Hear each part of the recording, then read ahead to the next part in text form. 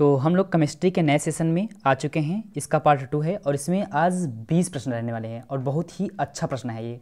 खासतौर से ये एग्ज़ाम में आए हुए प्रश्न हैं। तो आइए हम लोग प्रश्न पढ़ते हैं। दही में किस प्रकार का अम्ल पाया जाता है? तो इसका सही जवाब होगा लैक्टिक अम्ल। और बात करें साइट्रिक अम्ल का, तो साइट्रिक अम्ल नींबू में पाया जाता है और ऑक्सैलिक अम्ल जो होता है वो हमारा टमाटर में पाया जाता है। आइए देखते हैं नेक्स्ट प्रश्न। किसी अम्ल में मुख्य रूप से एक परमाणु अवश्य मौजूद रहता है जो धातु से अपक्रिया कर एक गैस उत्पन्न करता है। याद रखिएगा फ्रेंड्स, अगर कभी भी अम्ल की बात की जाए तो हमेशा उसमें हाइड्रोजन उपस्थित रहेगा ही रहेगा। साथ ही साथ इसके अपोजिट अगर हम लोग क्षार की बात करें तो वहाँ पे OH आयन होता है, यानी हाइड्रोक्साइड आयन। तो इसका सही जवाब होगा हाइड्रोजन। इसके बाद अगर हम लोग नेक्स्ट प्रश्न में आएंगे तो हमारा नेक्स्ट प्रश्न इस प्रकार से होगा। वे पदार्थ जिनके स्वाद खट्टा होते हैं और जो नीले लिटमस के घोल को लाल बना देता है वह कहलाता है। सीरीज बात है, इसका सही जवाब होगा अम्ल। ठीक है फ्रेंड्स, अभी भी हमने पढ़ा ना कि जो स्वाद में खट्टा हो और नीले लिटमस को लाल कर दे। इसके जस्ट अपोजिट होता है क्षार का। क्षार का क्या होता है? वह लाल लिटमस को नीला कर देता है और वो स्वाद में कड़वा होता है। तो इसका सही जवाब क्या होगा फ्रेंड्स? अम्ल। तो नेक्स्ट प्रश्न आने वाला है हमारा।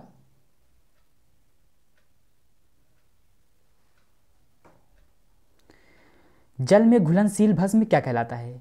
तो इसका सिंपल सा आंसर है क्षार। भस्म को ही क्षार कहते हैं।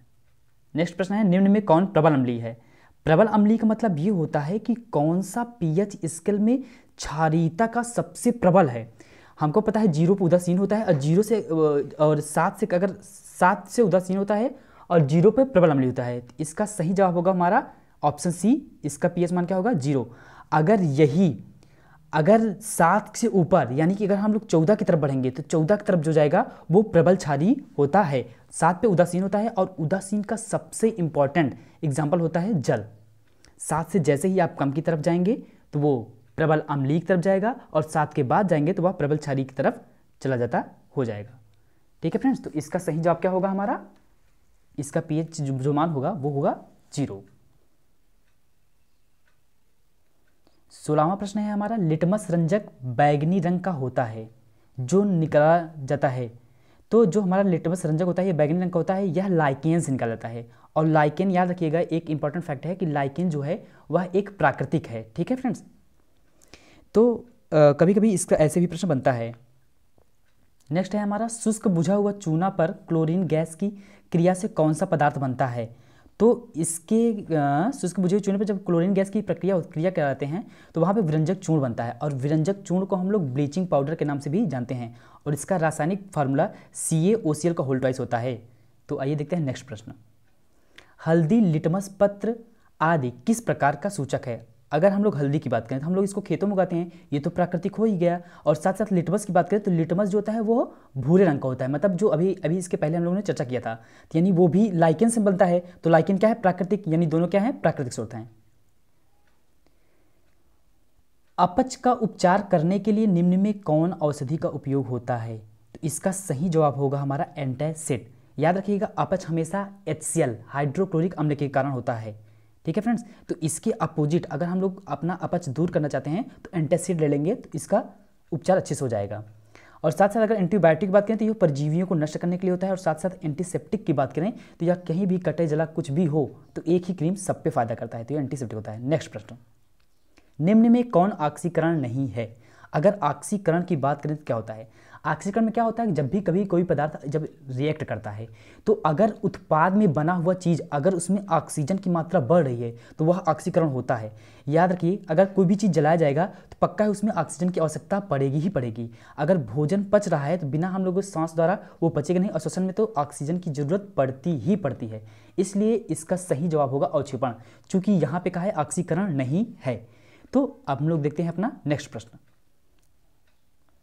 प्राकृतिक गैस का दहन किस प्रकार का रासायनिक अभिक्रिया है? तो जो प्राकृतिक गैस का जो दहन होता है अभी हम लोगों ने अच्छे से चर्चा किया था, ऊष्माक्षेपी अभिक्रिया। क्या कहते हैं? ऊष्माक्षेपी अभिक्रिया। इसको कहते हैं इंडोथर्मिक और एक्सोथर्मिक।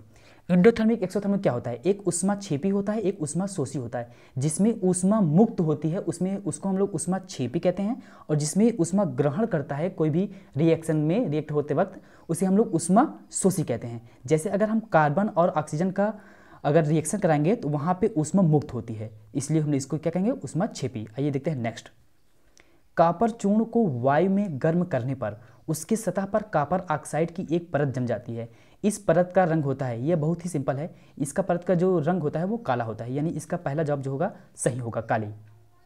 नेक्स्ट है हमारा, साग सब्जियों का विघटित होकर कंपोस्ट बनना किस अभिक्रिया का उदाहरण है। यही फिर से वो आ रहा है बार बार, अगर आप लोग बस डिफिनीशन अच्छे से कवर कर लें तो हो जाएगा उसका आंसर। यानी देखिए आपका आंसर सामने दिख रहा होगा इसका, इसको छिपी। नेक्स्ट है हमारा, सोडियम हाइड्रोक्साइड का पीएच मान लगभग क्या है। अगर आपको सोडियम हाइड्रोक्साइड के बारे में पता है तो शायद आप अच्छे से बता सकते हैं, इसका फार्मूला भी पता हो, NaOH, OH लगा है यानी ये क्षारीय है, और क्षारीय में ये प्रबल क्षारीय है, तो प्रबल क्षार के लिए क्या होगा, ऑप्शन डी, यानी इसका 14 इसका करेक्ट आंसर होगा, इसका पीएच मान। और क्या हो सकता है, KOH भी हो सकता है। नेक्स्ट है हमारा, किसी उदासीन विलयन का पीएच मान क्या होता है, 7 होता है, 7 उदासीन, इसका एग्जाम्पल जल है। नेक्स्ट है हमारा, दांत का मसूरा किस पदार्थ का बना है जो काफ़ी कठोर है। तो इसका सही जवाब होगा हमारा ऑप्शन बी, कैल्शियम फास्फेट।